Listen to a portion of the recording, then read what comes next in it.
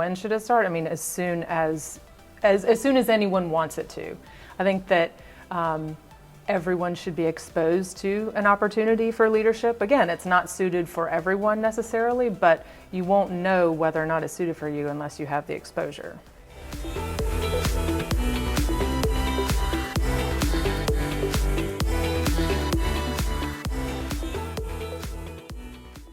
Hello from the AI North Carolina Center for Architecture and Design, and welcome to this episode of Talking to the Wall. Talking to the Wall is presented by Think Strategy, and each episode is dedicated to a question it seems that no one wants to answer, or even hear for that matter. These questions were derived from research that was done with design professionals in architecture and engineering. And these are each episode has a question that we talk about, that we try to answer, that is in response to one of these questions. My name is Walt Teague. I was practicing architect for 33 years. Currently, I'm the creative director for Think Strategy. Our topic for today is leadership development. And we have an excellent individual here to talk about this topic, Erin Sterling-Lewis. Erin, thank you for being with us for this Talking to the Wall episode. My pleasure. Thanks for having me. Absolutely. Erin is uniquely qualified to talk about on this topic. She's an architect. She's owner of Open Studio. She is a fellow in the American Institute of Architects. She was past president of AI North Carolina and was a Young Architect of the Year. So Erin, our question that we want to answer today is, how can one advance as a leader in the profession? And you can speak to this firsthand because you actually did that and very early in your career. So let's jump right into that and talking about leadership and leadership development. How do you define leadership development, and why is it so important? Well, I mean, to answer the very first part of your question, just telling a bit of my story, I didn't even mean to do it. I didn't mean to become a leader or anything like that. I tended to be kind of a yes person, a very curious person, and I remember the first phone call I got from somebody in AIA asking if I would accept a position with the Young Architects Forum. And I thought, yeah, okay, I'll do that. And that was the beginning of, I don't know, a decade or two of a lot of volunteer work that ultimately grew me into a leader, which I had no idea that I had in me even. It's part of it. A big part of it is just showing up and being available, and so and then it can take off from there. So I certainly understand how that happens. Well, and I think why leadership development is important is because there are so many different leadership styles, different ways to be a leader, different types of leaders, and everybody is suited for a different type.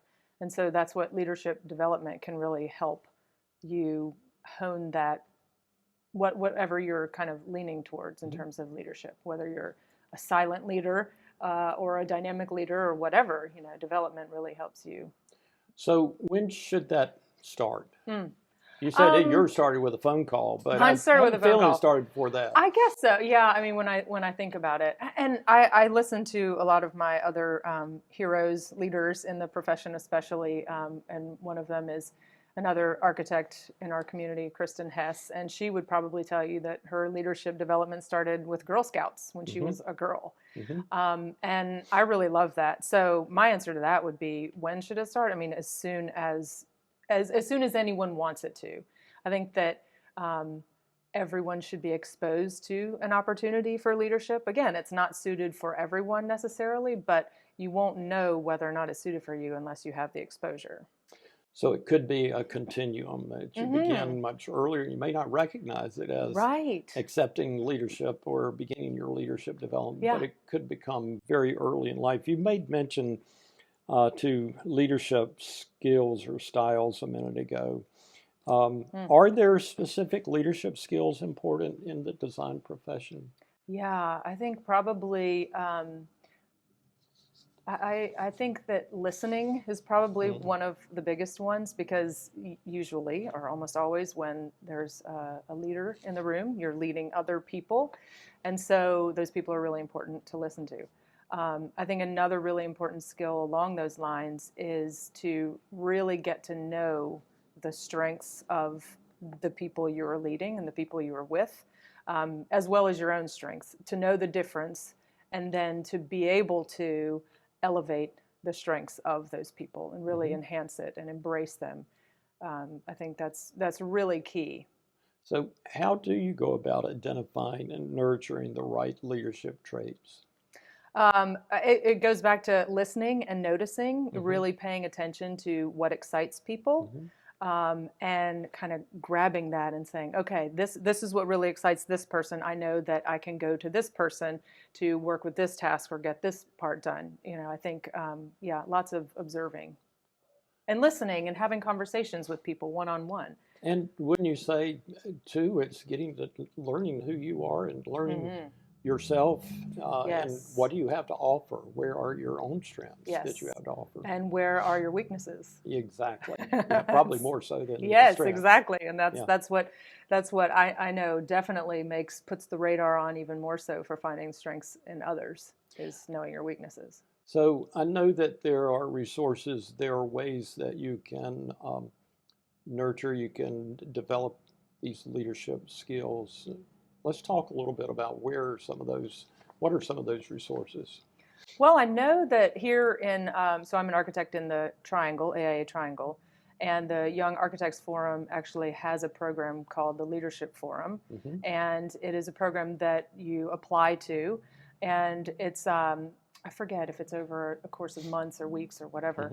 Mm-hmm. But the idea is that you go around to firms and listen to their stories and ask questions and make connections with Mm-hmm. people that are intended to be lasting and inspiring and things like that. So that's a really great local one. And then another one that I have not attended this, but it's on my radar to hopefully do it this late summer, early fall, is the Leadership Summit for Women. Mm-hmm. This year it's in Boston. Mm-hmm. And I've just heard really wonderful things about it. So I'm excited about that.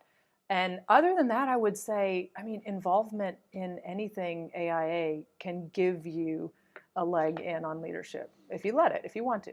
Yeah, I'm glad you mentioned that because whether it's architecture or engineering or construction, there are leadership development opportunities and Mm-hmm. programs within any of these professions. Yeah. You just need to seek those out. So I Mm-hmm. think that the important thing, wouldn't you say, to leadership development is to put yourself out there to become involved beyond just your workplace, Mm-hmm. perhaps. Something that I think about often is I think that most architects, just by our nature and by what our profession calls us to do, we're all leaders, whether it's a Mm-hmm. leader of your internal team, a leader of your assigned so Mm-hmm. it's however big you want to make it, however far you want to go with it. I think we're all wired to be leaders to a certain degree.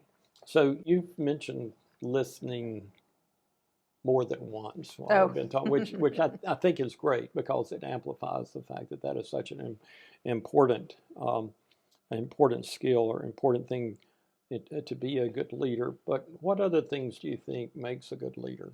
Well, personally speaking, I tend to like leaders who are enthusiastic Mm-hmm. and optimistic. Mm-hmm. There are definitely leaders out there who lead by fear or just loudness and even negativity. And I think I just don't respond well to that.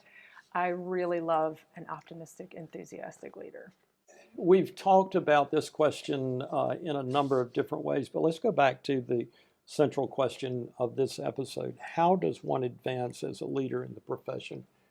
I liked what you said is showing up, putting yourself out there, Mm-hmm. not being afraid to be uncomfortable. Because I feel like a lot of what is in ourselves as human beings, especially as you grow up, like when you're a kid, anything is possible. You Mm-hmm. can do anything. You are the strongest, you are the smartest, you are the best. And especially for women, I will say, over time, that gets quieted. Our society kind of quiets that. Mm-hmm. And so I think just being okay with being uncomfortable and showing up really allows those things to uncover themselves again. Erin, this has been excellent. You've given some wonderful insight into this question. I think that is very helpful for anybody that is exploring how to go about their own leadership development. There are a number of resources that are available to you.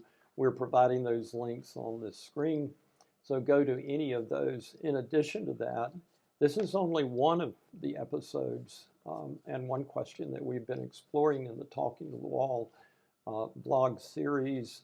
Be sure to like and subscribe, and you'll be able to find some of these other episodes of Talking to the Wall. Thank you again, Erin, for being here.